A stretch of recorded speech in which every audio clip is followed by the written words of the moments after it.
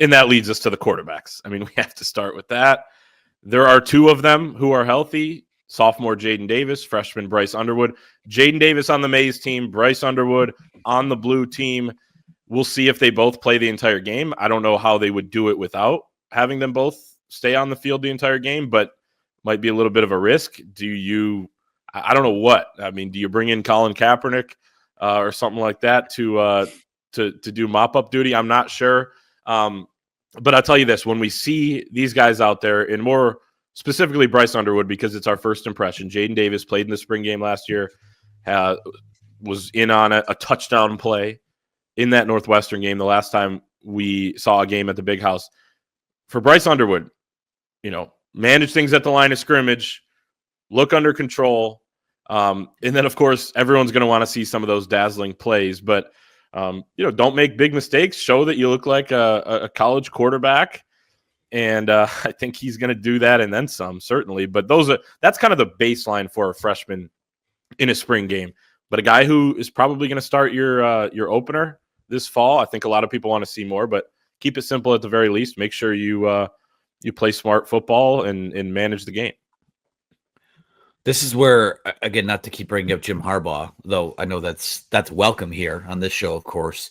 I feel like if he was overseeing a team that only had two healthy quarterbacks, we'd be seeing him play quarterback at some point, probably for both teams. What if we do? What if he shows up and plays quarterback? Just runs out of the tunnel? That'd be awesome.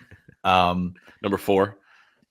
Yeah, I mean, what you're looking for with Bryce Underwood is just that he's functional out there. I'm not going to make, if he throws a pick or if he has a couple incomplete passes, like, I'm not going to freak out over that. Like, this is still a true freshman who, if I remember correctly, was young for his class. I don't even think he's 18 yet. Is that correct? He's 17. He turns 18 in August.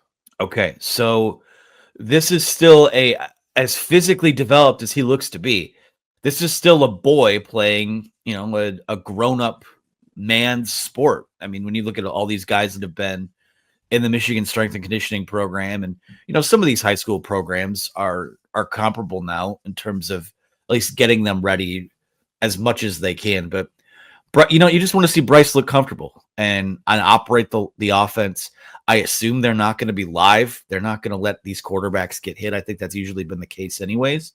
But you want to see, I want to see how he responds when plays break down. I want to see him use his legs and get off the back door. So, to me, watching Saturday for both Underwood and really Jaden Davis too, because let's be honest, we're a hit away, at least as currently constructed, from him being on the field.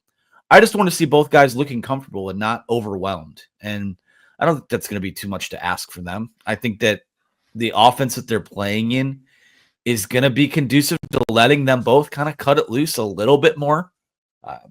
Again, and they're not going to give away, this is all going to be very vanilla, but I just want to see him look comfortable. I want to see him run around.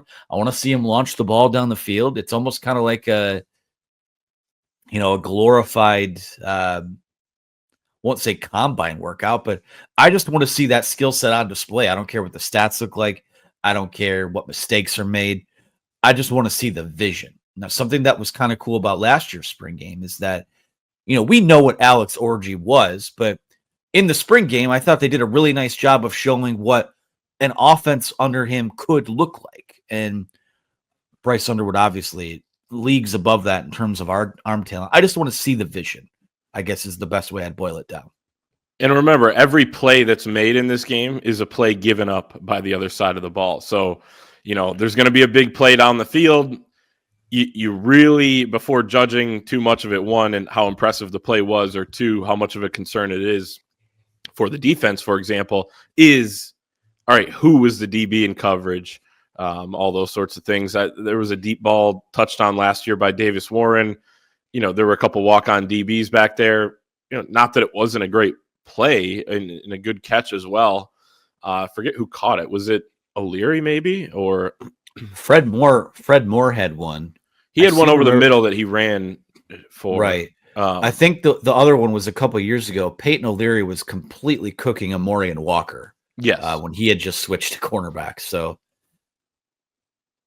yeah, no doubt. So, yeah, it's like, okay, well, Peyton O'Leary was going against a guy who couldn't stick at corner and never really earned playing time there. So yeah, just keep that in mind as we watch these games.